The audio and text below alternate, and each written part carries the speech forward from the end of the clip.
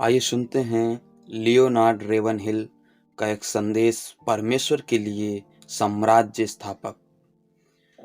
दमिश्क के मार्ग पर साउल की भेंट यदि केवल किसी प्रचारक से हुई होती या उसने कोई संदेश सुना होता तो उसे पौलुस हम फिर कभी नहीं सुन पाते, परंतु उसकी भेंट मसीह से हुई। संदेशों और प्रचारकों को अनदेखा किया जा सकता है और किया भी जाता है, परंतु यीशु को कभी अनदेखा नहीं किया जा सकता। आग की तरह जोशीले धार्मिक व्यक्ति की भेंट आग से बपतिस्मा देने वाले प्रभु से हो गई। इसका परिणाम यह हुआ कि जब साउल बदल गया तब संसार की सभ्यता ने ठीक दिशा में मोड़ लिया। प्रभु यदि आप चाहें तो ऐसा आज फिर होने दें। जो अपनी दृष्टि में कठोर व्यवस्था का पालन करने वाला निर्दोष फरीसी था, वही पौलुस अब अपने आप को परमेश्वर की दृष्टि में सबसे बड़ा पापी घोषित करने लगा। उसे प्रभु का दर्शन प्राप्त हुआ, जिसकी चमक दोपहर के सूर्य की चमक से तेज थी। इस चमक ने उसे अंधा कर दिया। इसके बाद पौलुस सारे संसारिक सम्मान के लिए अंधा हो गया।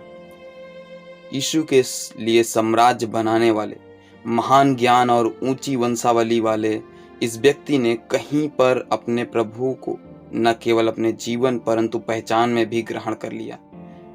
मैं मर गया प्रभु में, इस सच्चाई के लिए हम केवल होंठ हिलाते हैं। पौलुस बड़े गौरव से कहता है, मसीह मुझ में जीवित है। इस सच्चाई को दोनों हाथों से थाम लीजिए। यदि हम ऐसा कहें तो हमारे मित्र क्या हमारी खिल्ली नहीं उड़ाएंगे? मुक्तिदाता के लिए बिका हुआ यह दास अपने जले हुए स्वार्थ की राख से उठकर नए नियम का सिमसोन बना। उसने इतिहास के पल्लों को उसके बेड़ों समेत उखाड़ दिया। वह बिना हिचकिचाहट से कहता है, और अब मैं जीवित न रहा पर मसीह मुझ में जीवित है। उसका एक आदर्श जीवन था। वह मार्ग दर्शाने वाला कोई स्तंभ नहीं था, परंतु मार्गदर्शक था। उसे सुनिए, जो बातें तुमने मुझसे सीखी और ग्रहण की और सुनी और जो मुझ में देखी, उन्हीं का पालन किया करो। यह वास्तव में जीवित पत्री था। वह असाधारण जीवन था, क्योंकि सब अपने स्वार्थ की खोज में रहते हैं। वह इस बात में असाधारण था। दूसरा कुरिन्थियों 11 की सूची को पढ़िए। वह शहीदों से आगे निकल जाना चाहता था। मान सम्मान अधिकार उसके लिए कूड़ा था। वह दुख उठाने में असाधारण था। वह प्रार्थना में भी असाधारण था। प्रार्थना करने वाला दुख से कभी नहीं डरता। प्रार्थना हड्डी में दृढ़ता एवं हृदय में विलाप, पुट्ठों में शक्ति एवं जीवन में पवित्रता, धैर्य एवं आत्मिक आग को उत्पन्न करती है। भाई, कब और कहां हमने प्रार्थना सभा में ऐसी प्रार्थना सुनी? हमारी छोटी प्रार्थना से हम बड़े प्रतिफल प्राप्त नहीं कर सकते। प्रार्थना का नियम फसल जैसा है। प्रार्थना में कम बो कम काटो, प्रार्थना में ज्यादा बो ज्यादा काटो। परेशानी यह है कि जहां हमने बोया नहीं वहां से काटने का प्रयत्न करते हैं।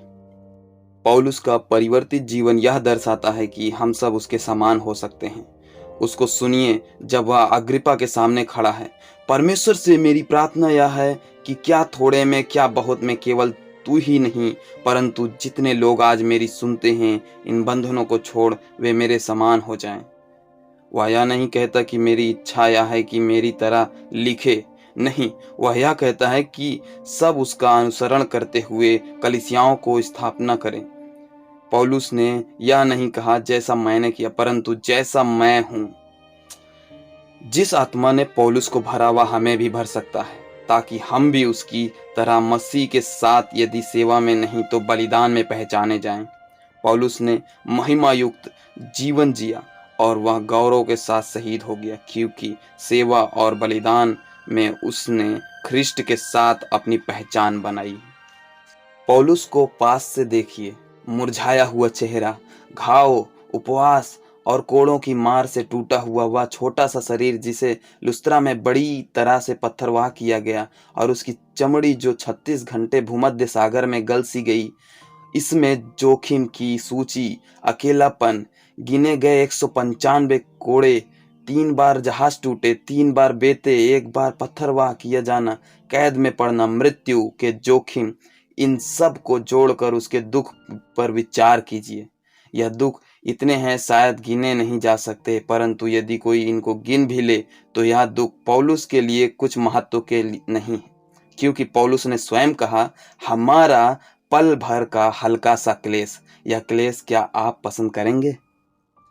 ओह, काश इस अद्भुत ज्वाला से प्रत्येक जीवित प्रचारक थोड़ी सी ज्योति पाले। बेतें इस ज्वाला को नहीं बुझा सकी, उपवास और भूख भी इससे नहीं बुझा सकी, ना ही भ्रम और ना बदली हुई परिस्थितियां इस आग को मिटा सकी।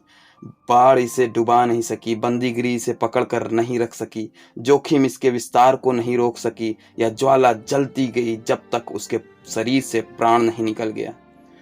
आत्माओं को बचाने के लिए पौलुस में जो तीव्र जिज्ञासा थी, उसके द्वारा मसीह जो उसके अंदर वास करते थे प्रदर्शित हुए।